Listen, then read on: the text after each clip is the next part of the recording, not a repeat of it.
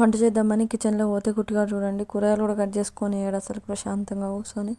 ఎప్పుడైనా సరే వాడు వండుకున్నప్పుడే వంట చేస్తా, ఎందుకంటే జల్ది అయిపోతుందని. సో ఇవాళ ఎలాగో వాడు వండుకుంటలేదు కదా అని చెప్పి ఇంకా నేను కిచెన్లో కూర్చొని కూరగాయలు కట్ చేస్తాను. దొండకాయలు కట్ చేస్తా అంటే వాడు వెనక నుంచి వచ్చి ఎంత అల్లరి చేసిండో అసలుకి. మీరే చూడండి, వాడితో మాట్లాడుతూ మెల్లగా కట్ చేసిన చాలాసేపు. వాడైతే అసలు హాయ్ చెప్పమంటే కెమెరా ఆన్ చేసిన హాయ్ చెప్పరా అంటే అసలు హాయ్ కూడా చెప్తలేడు. ఇంకా చాకు చూస్తాడు, నా మొహం చూస్తాడు, మా అమ్మ అమ్మ అంటాడు.